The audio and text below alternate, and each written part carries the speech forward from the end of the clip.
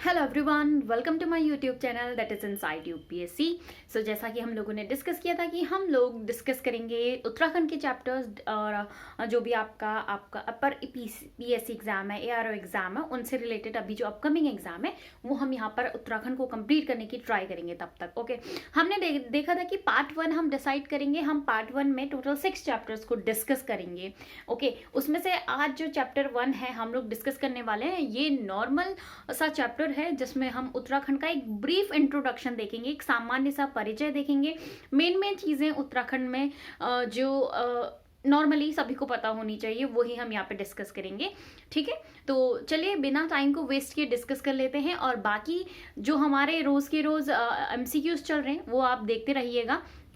तो चलिए शुरू करते हैं। उत्तराखंड आप बोल सकते हैं कि भारतीय जो गणतंत्र है उसका 27वां जो राज्य है, 27th जो स्टेट बना था वो उत्तराखंड था। ये कैसे बना, देखिए इसके गठन के लिए चीजें थोड़ा बदलनी पड़ती है। हर किसी के गठन के लिए कुछ ना कुछ विधेयक होता है, जो भी हम नया चीज यहाँ पे गठित करते हैं। तो ऐसे उत्तराखंड के राज्य जो उत्तराखंड राज्य है उसके गठन के लिए एक विधेयक पारित हुआ था। तो विधेयक क्या होता है? विधेयक होता है बिल, और यही बिल जब पास हो जाता है तो ये एक्ट बन जाता है, यानी अधिनियम, कानून जिसे आप बोलते हो। ओके, तो विधेयक लोकसभा में गया तो वो 1 अगस्त 2000 को पास हो गया। फिर उसके बाद गया 10 अगस्त को राज्यसभा में, और वो वहां पर भी पास हो गया 10 अगस्त को। जब दोनों साइड से ये पास हो चुका है आपका विधेयक, ठीक है, उसके बाद राष्ट्रपति जी की स्वीकृति लेनी होती है, उनकी परमिशन यहाँ पे चाहिए होती है। तो स्वीकृति मिल चुकी थी इसको 28 अगस्त 2000 में, और इसके बाद जब पूरी चीजें कंप्लीट हो गई हैं एक आपके विधेयक को कानून बनाने के लिए, अधिनियम बनाने के लिए, तो अब क्या होता है, अब गठन हो जाएगा। तो फाइनली 9 नवंबर 2000 को जो है उत्तराखंड का गठन हो जाता है। तो ये 27th स्टेट बना था आपका भारतीय गणतंत्र का। अब बाकी चीजें देख लेते हैं, जैसे कि आपका क्या होता है, विधानमंडल होता है हर एक स्टेट में, ठीक है, लेजिस्लेचर होता है। तो जो यहाँ पर उत्तराखंड में जो लेजिस्लेचर है ये यूनिकैमरल है, यानी एक सदनीय है। और बाकी मैं बता दूं टोटल 6 स्टेट्स हैं जहां पर बाई कैमरल है, यानी 2 सदनीय व्यवस्था है, जहां पर आपको एक मिलेगा लेजिस्लेटिव असेंबली और एक मिलेगा लेजिस्लेटिव काउंसिल, यानी विधान सभा एंड विधान परिषद। तो हमारे उत्तराखंड की बात करूं तो ये एक सदनीय है, और यहाँ पर है विधानसभा। जो भी स्टेट एक सदनीय होते हैं, यूनिकैमरल होते हैं, वहां पर विधानसभा होती है, और जहां पर बाई कैमरल होना होता है वहां पर विधानसभा के साथ साथ विधान परिषद भी होती है। तो आप कमेंट करके बताइए कि वो 6 स्टेट्स कौन कौन से हैं जहां पर बाई कैमरल है, यानी 2 सदनीय व्यवस्था है। तो यहाँ पर की जो विधायिका है, ठीक है, विधायिका है वो एक सदनीय है, विधानसभा, ठीक है, उसका नाम है। और इस विधानसभा में है 70 सीट्स। पहले 71 हुआ करते थे, लेकिन वो जो 71 जो एक इसमें पोस्ट सीट हुआ करती थी वो आपके एंग्लो इंडियंस के लिए हुआ करती थी, जो कि आपका अभी हट चुका है, अभी उस सीट को हटा दिया गया है।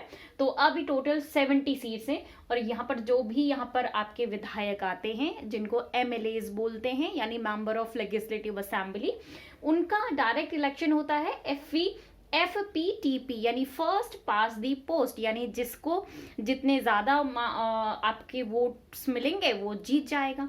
ओके, तो ये है आपका विधानसभा का जिक्र आर्टिकल 170 में है। अगर इतना जरूरी नहीं है तो आप मत ध्यान रखिएगा, अदरवाइज मैंने आपको बता दिया है, विधानसभा का जिक्र आर्टिकल 170 में है। अब आपका जो विधानमंडल यानी आपके राज्यों के लिए विधानमंडल की बात की गई है आर्टिकल 168 में। इसमें से आप विधानमंडल में होते हैं राज्यपाल और विधानसभा, और जहां पर बाई कैमरल होता है विधान परिषद भी ऐड हो जाती है। तो राज्यपाल, जिसके बारे में आर्टिकल 153 में कहा गया है, और ये आपके संविधान का भाग 6 में मिलेगा आपको, पार्ट 6। और एक विधानसभा जो कि मैंने आपको ऑलरेडी बता दिया, आर्टिकल 170। अब एक बात मैं बता दूं, इस विधानसभा में जो 70 सीट्स हैं, इसमें से कुछ हैं आरक्षित क्षेत्रों के लिए, जो आरक्षित क्षेत्र हैं, जो आरक्षित जाति और जनजाति है उनके लिए सीट्स हैं। जैसे आरक्षित क्षेत्र हैं उसमें से SC यानी जो अनुसूचित जाति है, शेड्यूल्ड कास्ट, इसके लिए 13 सीट्स रिजर्व्ड है, और जो ST है, शेड्यूल्ड ट्राइब यानी अनुसूचित जनजाति, उनके लिए 2 सीट्स यहाँ पर रिजर्व्ड है। अब मैं बात करूं कि इन 70 सीट्स में से राज्यसभा और लोकसभा में कितने आपके जो हैं विधायक जा सकते हैं सांसद बनकर।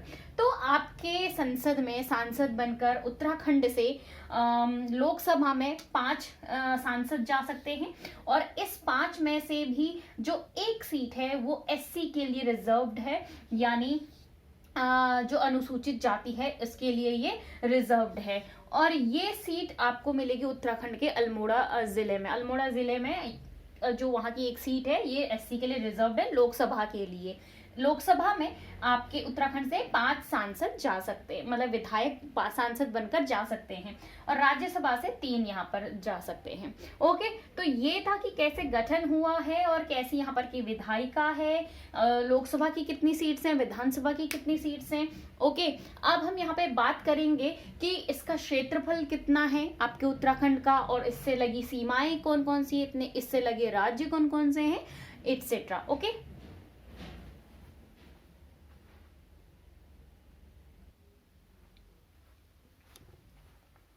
ओके, तो अब हम बात करते हैं कि उत्तराखंड का जो क्षेत्रफल है वो कितना है। तो अगर हम क्षेत्रफल देखें उत्तराखंड का, तो जो कुल क्षेत्रफल है यानी टोटल जो एरिया है वो है आपका 53,483 किलोमीटर स्क्वायर्स। ओके, तो ये आपका कुल क्षेत्रफल है। और एक और बात मैं बता दूं, ये जो क्षेत्रफल है ये हमारे देश के क्षेत्रफल का लगभग 1.63% है। इस बात का आप ध्यान रखिएगा। ओके, अगर मैं इसके विस्तार की बात करूं, उत्तराखंड कुछ इस टाइप का है, इस टाइप से कुछ है, ठीक है। तो इसका जो विस्तार है नॉर्थ टू साउथ है 320 kilometres, and east to west जो इसका विस्तार है वो है आपका 358 किलोमीटर्स। तो ये था आपका विस्तार। कभी कभी शायद क्वेश्चन में आ जाए, अदरवाइज अपनी जानकारी के लिए इसको ध्यान में रख लीजिए। आकार की बात करूं तो लगभग आयताकार है, और राज्य की सीमा से लगने वाले जो राज्य हैं हमारे उत्तराखंड से सिर्फ 2 ही राज्य हमारी सीमा से लगते हैं। वो है एक आपका हिमाचल प्रदेश, एक आपका है हिमाचल प्रदेश, ठीक है। पश्चिम में अगर हम बात करें तो पश्चिम में, वेस्ट में, और बाकी अगर मैं बात करूं साउथ ईस्ट, साउथ वेस्ट और जो साउथ है, ठीक है, उसकी अगर मैं बात करूं तो वहां पर से आपका लगता है कौन, यूपी, ठीक है, उत्तर प्रदेश। तो ये थे आपके कौन, राज्य की सीमा से लगने वाले राज्य, हिमाचल प्रदेश एंड उत्तर प्रदेश। अब मैं बात करूं राज्य की सीमा से लगने वाले जो देश है वो भी 2 ही हैं। एक है आपका नेपाल, ठीक है, और एक है आपका तिब्बत, जो कि चाइना का पार्ट है, चाइना का ऐसा मानना है। तो इसीलिए यहाँ पर चीन भी बोल सकते हो, अदरवाइज तिब्बत वैसे है, ठीक है। तो ये था आपका इसका क्षेत्रफल, विस्तार, इसका आकार कैसा है, राज्य की सीमा से लगने वाले राज्य कौन कौन से और देश कौन कौन से हैं। अब हम बात करेंगे, जो देखो होता क्या है, एक होते हैं नेशनल सिंबल्स, एक होता है स्टेट सिंबल्स खुद के। तो हम राज्य के जो प्रतीक हैं यहाँ पर देखेंगे कि जो अपने राज्य के, उत्तराखंड राज्य के कौन कौन से प्रतीक हैं, कि राज्य पक्षी कौन है, राजकीय वृक्ष कौन सा है, इस टाइप से। ओके,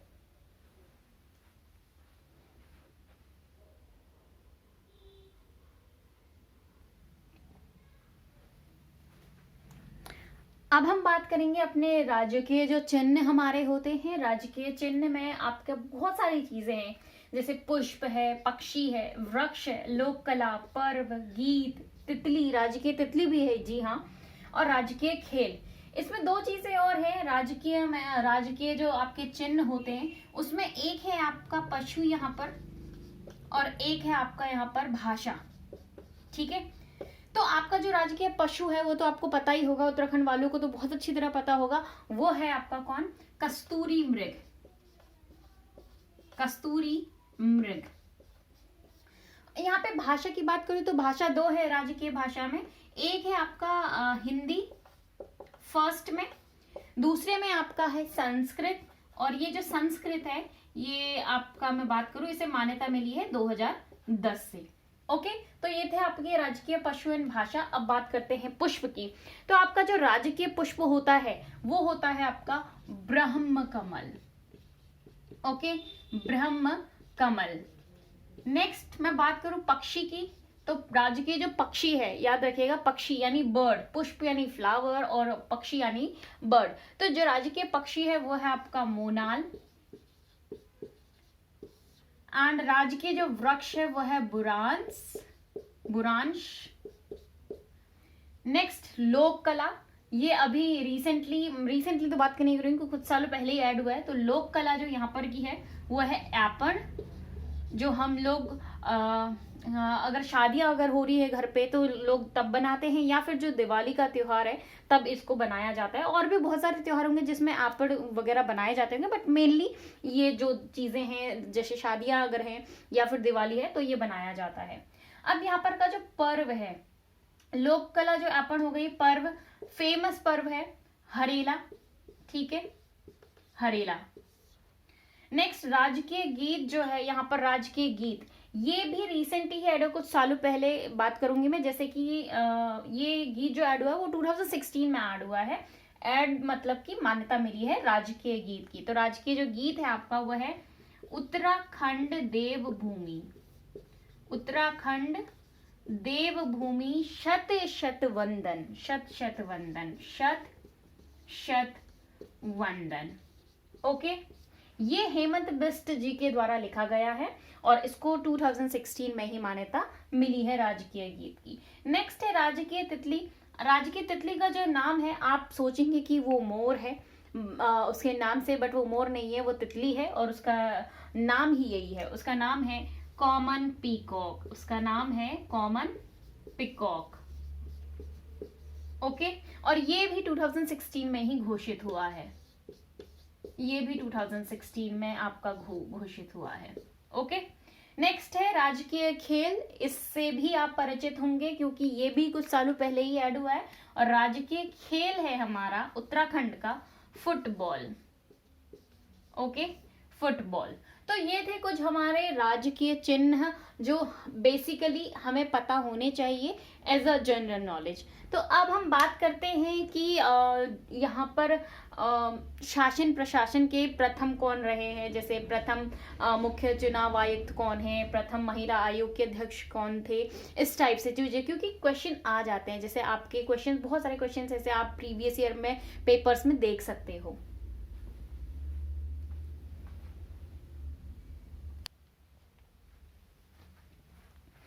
तो चलिए अब डिस्कस कर लेते हैं कि जो राज्य का उच्च न्यायालय है ये आपका नैनीताल में मिलेगा। हम उत्तराखंड की बात करें तो उत्तराखंड का जो उत्तराखंड राज्य का जो उच्च न्यायालय है, हाई कोर्ट, वो आपको मिलेगा नैनीताल में। देखिए इस चीज से अभी अप टू डेट रहिएगा क्या क्या चीजें हो रही है, क्योंकि अभी बातचीत ये भी चल रही है करंट में अभी इस वक्त की जो उच्च न्यायालय है नैनीताल में है, बट यहाँ पर उतना स्पेस नहीं है जितना एक हाई कोर्ट के लिए जो लॉयर्स होते हैं, चैम्बर्स, वहां पर नहीं उतना स्पेस मिल पा रहा है उनके लिए। तो शिफ्ट करने की बात हो रही है, या तो ये रुद्रपुर शिफ्ट होगा या हल्द्वानी होगा, ये कुछ बातें चल रही है, तो इस बात को थोड़ा अप टू डेट रखिएगा। नेक्स्ट हम बात करेंगे कि प्रथम पुलिस जो महानिदेशक होते हैं वो कौन थे। प्रथम पुलिस महानिदेशक जो थे वो थे आपके कौन, अशोक कांत शरण। मिस्टर या श्री आप लिख लीजिएगा, श्री अशोक कांत शरण।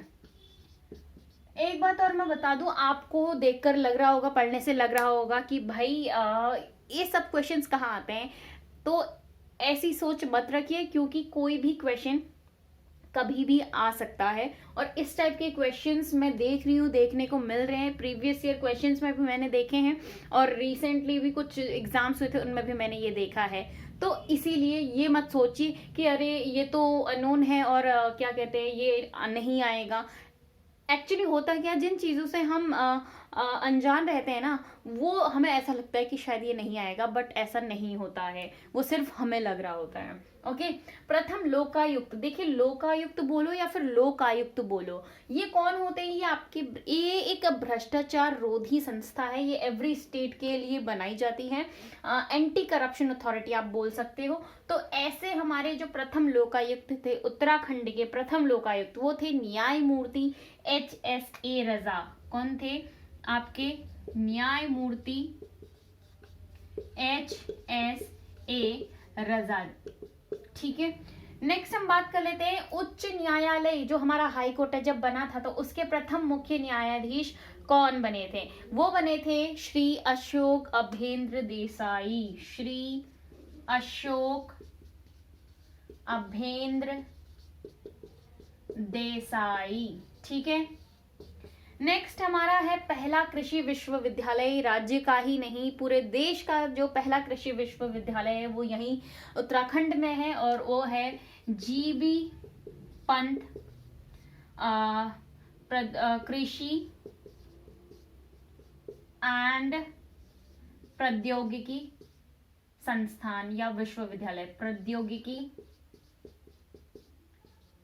विश्वविद्यालय, यूनिवर्सिटी आप लिख लीजिएगा इसे। नेक्स्ट जो सबसे ऊंचा बांध है पूरे देश का, सबसे ऊंचा बांध जो है वो भी उत्तराखंड में है, दैट इज टिहरी बांध। अब ये जो टिहरी बांध है ये कौन सी रिवर पर बनाया गया है ये भी मैंने अपनी प्रीवियस वीडियोस में डिस्कस किया हुआ है। एक हिंट दे देती हूँ, स्टार्टिंग की जो मेरी वीडियोस थी उनमें मैंने ये डिस्कस किया हुआ है, तो अगर आपको नहीं पता है तो आप इंटरनेट पे सर्च कर सकते हैं। नेक्स्ट है दोनों ध्रुवों पर तिरंगा फहराने वाली प्रथम महिला, ये भी राज्य की ही नहीं पूरे देश की प्रथम महिला है जो दोनों ध्रुवों पर तिरंगा फहरा के आई हैं, और इनका नाम है doctor Vinita Phartyal. Doctor Vinita Phartyal, okay.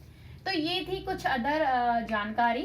अब हम इसके बाद कुछ थोड़ी और जानकारी देख लेते हैं जो हमारे जनगणना से रिलेटेड है, क्योंकि आपने रिसेंट एग्जाम में देखा होगा कि जनगणना से बहुत ज्यादा क्वेश्चंस आ रहे हैं, क्योंकि अभी नेक्स्ट ईयर हमारा नेक्स्ट जो जनगणना है वो उसकी रिपोर्ट आने वाली है, तो इसीलिए लास्ट का जो जनगणना से रिलेटेड जो चीजें हैं हमें पता होनी चाहिए। तो हम उत्तराखंड की जो जनगणना रिपोर्ट थी 2011 वाली वो हम यहाँ पर डिस्कस करेंगे।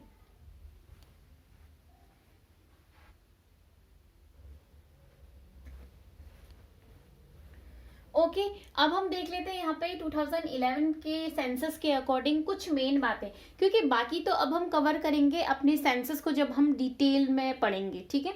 यहाँ पे मैं मेन चीजें बता देती हूँ ताकि वहां पर के लिए थोड़ा सा आपका यहाँ पर प्रिपेयर हो जाए। तो मैं बात करूँ दशकीय वृद्धि दर की, दशकीय वृद्धि दर क्या होती है पहले तो ये देख लीजिए। जो दशकीय वृद्धि दर है जैसे कि 2001 में पहले रिपोर्ट आई है, फिर 2011 में आई है, तो इन 10 सालों में जो यहाँ पर आपकी पॉपुलेशन में वृद्धि हुई है, ठीक है, पहले तो थी उसके बाद और कितनी वृद्धि हुई है, तो उसे बोलते हैं दशकीय वृद्धि दर। और उत्तराखंड की जो दशकीय वृद्धि दर है वो रही है 18.81%। इस टाइप के क्वेश्चंस भी आपको मिल जाएंगे, ये मत सोचिएगा कि इस टाइप के क्वेश्चन नहीं आते हैं, क्वेश्चन कुछ भी आ जाएगा। सेंसस आपको बहुत अच्छे से प्रिपेयर करना है। और औसत जनघनत्व की बात करूं यानी डेंसिटी क्या होती है, डेंसिटी क्या होती है लाइक ये है 1 किलोमीटर स्क्वायर का एरिया, ये भी 1 किलोमीटर स्क्वायर का एरिया है। अब यहाँ पर है 4 फैमिलीज, यहाँ पर है 8 फैमिलीज, तो डेंसिटी कहाँ पर है, एरिया पूरा सेम है, इक्वल है एरिया, बट डेंसिटी घनत्व तो कहाँ पर ज्यादा है, यहाँ पर ज्यादा है, तो ये होती है आपकी डेंसिटी। और यहाँ पर उत्तराखंड के लिए जो एवरेज डेंसिटी है वो है 189 पर किलोमीटर स्क्वायर। नेक्स्ट लिंगानुपात की बात करूं, जो आपका सेक्स रेशियो है, जेंडर रेशियो है, वो है 963 पर 1000 मेल, और ये मैं बता दूं ये आपके पूरे देश के लिंगानुपात से ज्यादा है। नेक्स्ट शिशु लिंगानुपात की बात करते हैं, तो शिशु जो लिंगानुपात है हमारे वहां पर उत्तराखंड में वो है आपका 890 पर 1000, ठीक है। नेक्स्ट औसत साक्षरता, यहाँ पे कितना एवरेज लिटरेसी रेट है, तो जो औसत साक्षरता है वो है हमारी 78.82%। तो ये भी कुछ मेन बातें, और हमने थोड़ी थोड़ी सामान्य सी जानकारी नॉर्मल सी जो हम उत्तराखंड के बारे में पता होनी चाहिए हमने डिस्कस कर ली है। ये था हमारा चैप्टर 1 जो कि उत्तराखंड का एक ब्रीफ इंट्रोडक्शन था आप बोल सकते हो। नेक्स्ट अब हम चैप्टर 2 पढ़ेंगे जो कि आपका आएगा वेडनेसडे को। तब तक के लिए टेक केयर।